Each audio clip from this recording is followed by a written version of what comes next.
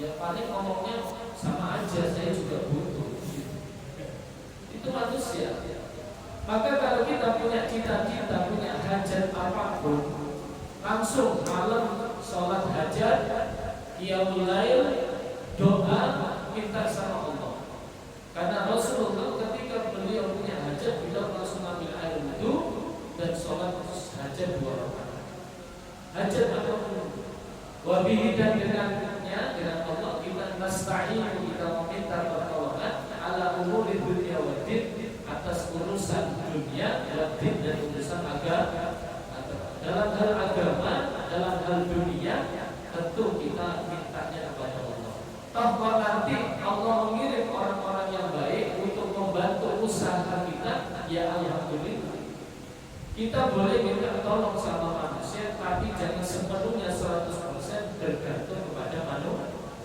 Banyak kecewanya gitu.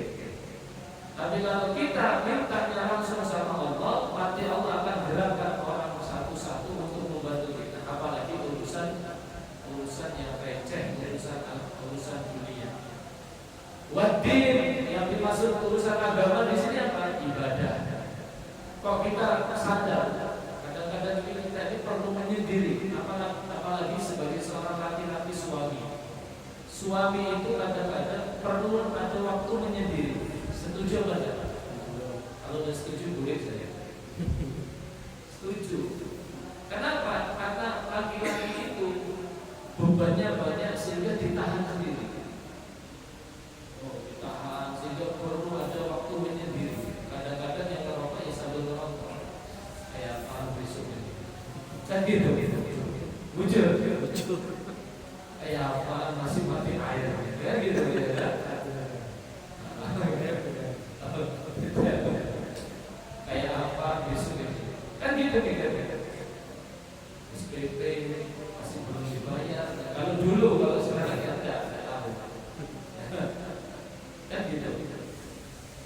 Maka benar kata ulama, tidak usah banyak mikir, banyaklah untuk beraktivitas. Ya minta sudah yang urusan agama seperti taat. Merenung itu, jangan urusan dunia aja yang dipikir. Karena kalau kita memikirkan dunia, pusing Pak. Ya. Sudahlah, urusan dunia itu kita serahkan sama Allah yang menciptakan, yang memiliki dunia. Ya. Tapi kadang-kadang kita perlu merenung urusan agama. Biasanya baca Quran, tidak pernah baca Al-Quran 41. Biasanya bisa bangun malam, sholat, nangis, baca sholawat. Ini harus dipikir. Nah, di sini maknanya dalam wabihi nasta'in ala umuri dunya, di urusan taat, urusan ibadah, urusan pahala, semuanya minta kepada Allah Subhanahu wa ta'ala. Natlubu, meminta minallahi, dari Allah, al-auna, pertolongan ala ahwali dunya wa din, atas keadaan dunia dan agama. La min ghairihi, bukan dari selain Allah. Siapa lagi kalau bukan kita mintanya sama Allah? Karena Allah yang menciptakan, yang Razzaq, Ar-Razzaq, Al-Ghani, Allah dan yang maha memberi rezeki, yang maha kaya, Al-Mughni, yang mengayakan, Al-Kafi, yang mencukupi. Kan gitu. Kalau kita mau angan-angan makna Asmaul Husna, akhirnya kita sadar, ya Allah, kapan pusing bisa gitu. Sudah kita hanya menjalani takdir, ada garis masing-masing. Yang jadi pengusaha ya lakukan usahanya dengan baik. Yang jadi urusan pemerintah ya di pemerintah. Yang jadi Pak RT ya jadi Pak RT.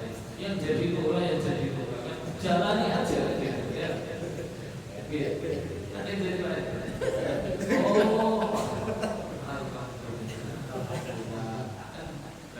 Saudara saya begitu.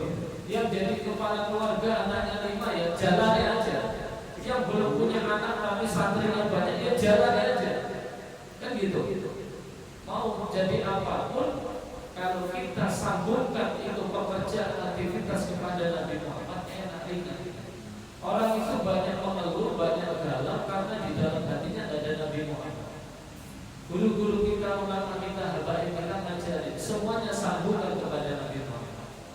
Punya mobil kita niatkan untuk menolong punya HP, gonta-ganti HP, kita gunakan untuk dakwahnya Nabi Muhammad. Punya apapun itu, fasilitas sarana dan apapun, kita gunakan untuk menyenangkan hati Nabi Muhammad dengan menolong umatnya Nabi Muhammad. Setuju apa tidak? Punya ilmu, punya harta, kan gitu. Punya jabatan, punya pistol, punya wewenang tanda tangan, jadi Pak RT. Ya niatin aja untuk menolong umatnya Nabi. Tidak pandang agama, tidak pandang apa, pokoknya nolong sesama manusia sebagai kewajiban. Setuju? Kita doakan mudah-mudahan beliau sehat walafiat. Dalam keadaan bobotnya berapa sekarang? Mungkin jangan dipikirkan. Ini banyak teman-teman yang saya menghibur, ya. Mas Rijal, sampai udah jauh. Siap menghujat ya. Iya, ya ini wasallallahu.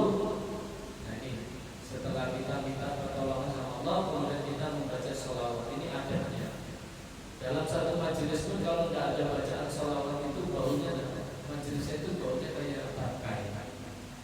Kalau kita tadi kan ada sholawat dibaca.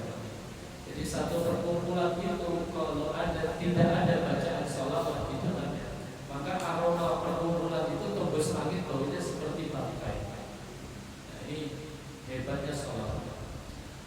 Makanya ulama-ulama ketika mengarang kitab ya mukadimahnya seperti itu. Wassallallahu, dan semoga Allah menambahkan rahmat ta'dil wassalaman dan kesentosaan keselamatan kepada siapa?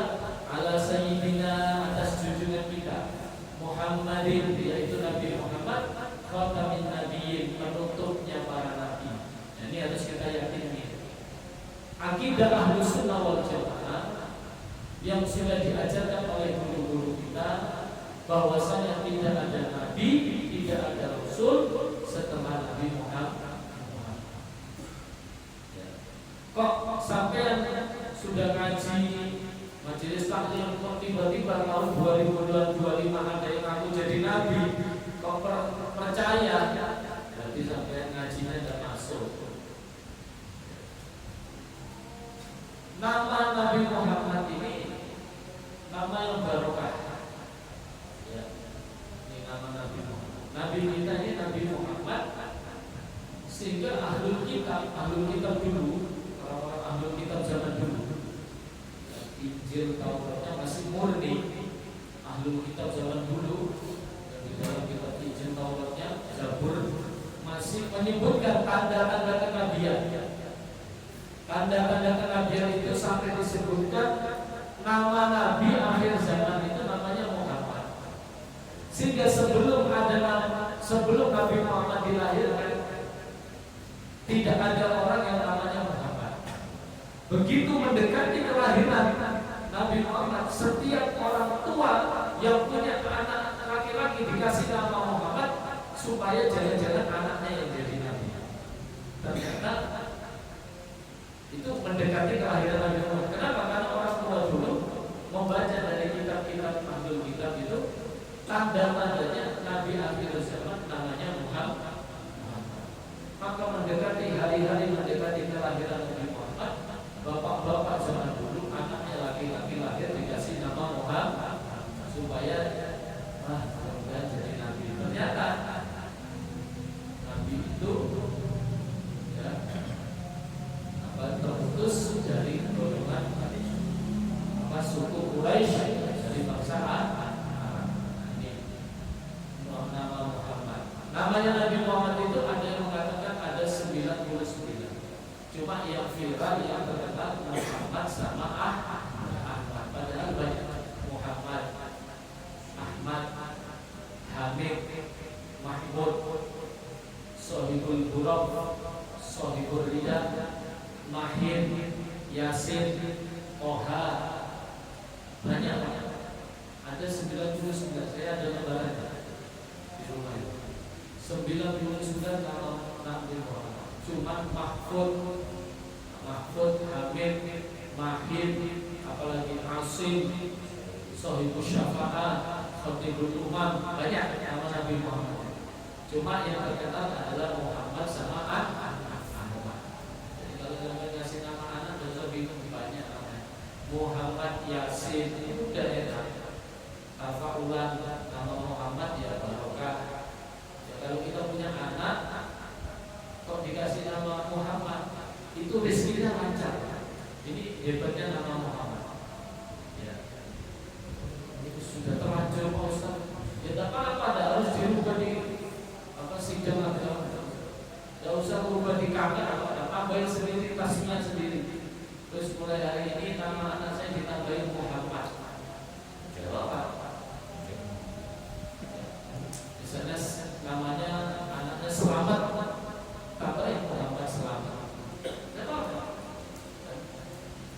Tidak harus merubah KTP, tidak harus merubah akte kelahiran. Itu kan sidangnya proses lama ya. Karena apa? Hadisnya jelas. Ketika kita punya anak dikasih nama Muhammad, itu rezekinya itu kelihatan gampang gitu, berkah. Ya, Muhammad, Ahmad itu ada keistimewaan. Ya mudah-mudahan sampai punya anak laki-laki. Amin gitu loh, ya semangat. Kalau kedengaran ibunya lagi. Namanya perempuan semua Bu. Oh betul. Iya, kayak Amin.